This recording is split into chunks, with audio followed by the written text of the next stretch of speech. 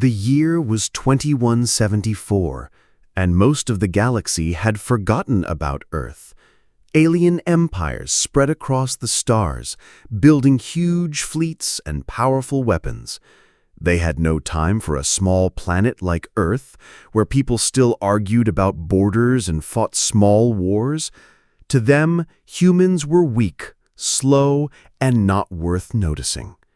But Earth had been watching and waiting.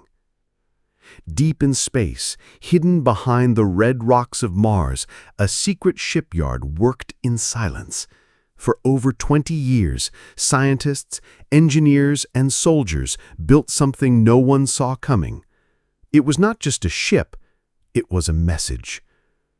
Its name was the Eisenhart, the first true battleship of Earth.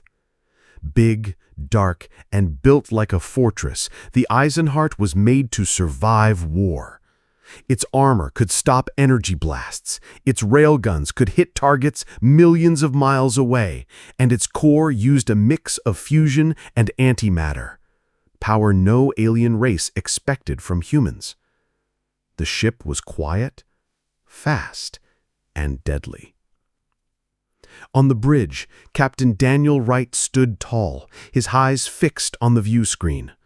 He was calm, but inside, his heart beat fast. Outside the solar system, a fleet of alien warships had arrived. They were from the Cathar, a cruel empire that crushed any world that stood in their way.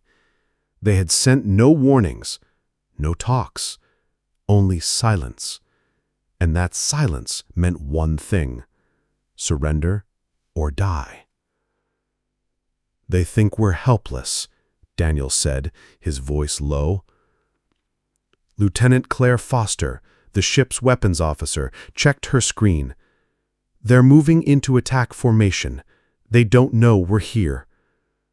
Daniel nodded. "Then it's time they learned." He raised his hand. "All systems online, engines to full. Let's show them what Earth can do." The Eisenhart turned slowly, its engines glowing blue. It slipped out from behind Jupiter, where it had been hidden in the planet's shadow. The stars were quiet. The alien fleet grew closer, unaware. On Earth, millions watched from their homes, their phones, their ships. They held their breath. For years, humanity had been ignored, laughed at, pushed aside. But now, one ship, built by human hands, floated between Earth and danger. And for the first time, the galaxy would learn: humans do not run, they fight. And when they build something to protect their home, they make sure it is strong enough to win. The alien fleet did not see the Eisenhart at first. They moved like hunters, spreading out near the edge of the solar system. Their ships were black, sharp, and lit with red light. They had destroyed many worlds like this. No warning, no mercy. Earth was supposed to be next. But then the Eisenhart turned on its main drive. A bright blue flame burst from the back of the ship as it shot forward. The movement was fast, too fast for a ship its size. The Cathar sensors blinked. Alarms sounded. "Unknown object," one alien officer cried. "Big, fast, weapons active." Before they could react, the Eisenhart fired. A single railgun round tore through space at nearly the speed of light. It hit the lead alien destroyer with the force of a small star. There was no loud boom. Space had no air for sound. But the ship exploded in a flash of fire and light. Metal broke apart, spinning into the dark. Shock ran through the Cathar fleet. "Return fire!" their commander yelled. Beams of red energy cut through space, aiming at the Eisenhart. But the human ship was already moving. It rolled to the side, used Jupiter's gravity to swing around, and fired again. Another railgun round hit a second destroyer. It split in two and went silent. Missiles launched from the alien ships, but the Eisenhart was ready. Small lasers on its sides flashed, shooting down every missile before they came close. Tiny drones flew out from the human ship, crashing into enemy fighters and disabling them. On the bridge, Claire Foster smiled. "They're slow. They don't move like we do." Daniel Wright kept his eyes on the screen. "They rely on power. We rely on skill." The biggest alien ship, the Zargoth, began to charge a massive energy blast. It glowed brighter and brighter, ready to destroy the Eisenhart in one shot. Daniel gave the order: "Deploy chaff, then close in." Metal dust and magnetic bits burst from the human ship, forming a cloud in space. When the alien fired, the beams scattered, missing the Eisenhart by miles. Then the human ship charged. It flew straight at the Zargoth, faster than before. Its front opened, and a bright plasma lance lit up, white-hot and deadly. The Eisenhart drove the lance into the side of the alien dreadnought. Metal melted, power systems failed. The Zargoth cracked open and exploded in silence. Space went still. Back on Earth, people stood outside, looked up at the sky and cheered. They had seen the battle on screens. One ship, one crew, and they had won. Daniel Wright sat back in his chair. "This is only the beginning," he said. And somewhere across the galaxy, other alien fleets heard the news. Earth was no longer weak. Earth was awake. The battle was over, but the silence felt heavy. The Eisenhart floated in space, its armor scratched but still strong. Around it, broken pieces of alien ships drifted slowly, like dark snow. Inside, the crew moved quietly, checking systems and counting the cost. There were no deaths, only small injuries. They had won, but they knew this was not the end. On Earth, cities lit up with joy. People shouted, hugged, and cried. For years, they had been told they were behind the rest of the galaxy. Now, one ship had beaten a whole fleet. Videos of the battle played on every screen. The name Eisenhart was on everyone's lips. But in a quiet room under the mountains of Colorado, the mood was serious. General Paul Harris sat at a long table, watching a live feed from the ship. Captain Daniel Wright appeared on the screen, tired but strong. "They will come back. The Kthar do not lose and walk away," Paul said. Daniel nodded. "We know, and we'll be ready." He looked out the window of the bridge. Earth was a small blue dot in the distance. "We spent centuries fighting each other. Wars, hate, fear. We wasted time. But we also learned. We learned how to survive, how to build, how to fight when we must." In the corner, Claire Foster stood with her arms crossed. "They thought silence meant we were weak. But we weren't silent. We were working, building this ship, training, planning." Paul leaned forward.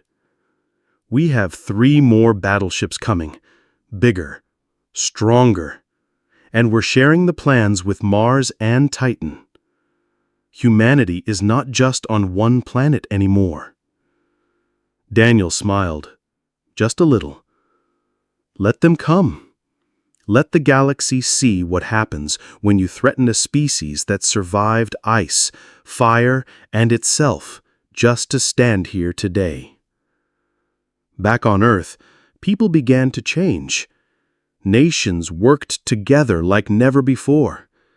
Factories that once made weapons for war now built ships for defense. Scientists shared secrets. Schools taught new lessons about space, unity, and strength. The Eisenhart returned to orbit not as a hidden weapon, but as a symbol, a warning, a promise. Other alien races began to talk. Some were afraid, others were hopeful. If humans could stand up to the Cathar, maybe they could too. Daniel stood on the bridge one last time before docking. Claire joined him. "Do you think they'll ever leave us alone?" she asked. "No," he said, "but now they'll think twice before coming." And as the sun rose over Earth, the battleship glowed in the light, silent, strong, and ready. News of the battle spread fast, not just on Earth, but across the stars. Alien traders, explorers, and refugees carried the story from one world to another. The Cathar, once feared by all, had been beaten by a single ship from a planet no one had respected. On faraway worlds, people watched the videos. They saw the Eisenhart move like a shadow, strike like lightning, and destroy a fleet that had crushed entire planets. In mines, factories, and prison camps, hope grew. On the rocky world of Xylos, workers rose up. They used tools, stolen weapons, and plans sent from Earth. They fought back against their alien masters. On the ocean moon of Nerevia, a radio message played on every screen. "If humans can win, so can we." Earth did not send soldiers, not yet. But it sent something stronger: ideas. Blueprints for power systems, clean water machines, and small weapons that could stop armored guards. Knowledge became a weapon. Alien governments took notice. Some were angry. The Council of Seven Systems, a group of powerful races, sent a message to Earth. They said Earth must stop building warships. They said humanity was too dangerous to be free. In Geneva, a large room filled with leaders from every nation on Earth. Daniel Wright stood in front of them, calm but firm. Claire sat nearby, watching. General Paul Harris stood at the back, arms crossed. "They want us to stop," Daniel said. "They want us to hide again, to be quiet, to ask for permission to defend ourselves." He looked around the room. "We spent too long divided, too long fighting each other. Now we speak as one. Earth will not obey orders from those who never helped us. We don't want to rule the galaxy. We only want to protect our home." The room stayed silent. Then, one by one, leaders stood and nodded. Earth sent a reply to the Council. "We will not surrender. We will not stop building. If you come in peace, you are welcome. If you come with war, we will answer." And to show they were not alone, a new signal went out. It came from Xylos, from Nerevia, from 3 other worlds. Each one said the same thing: "We stand with Earth." The Eisenhart floated above the planet, its lights glowing in the night. On every continent, people looked up. They did not feel fear anymore. They felt pride. Because now the galaxy knew Earth was not weak. Earth was awake, and it would never kneel again.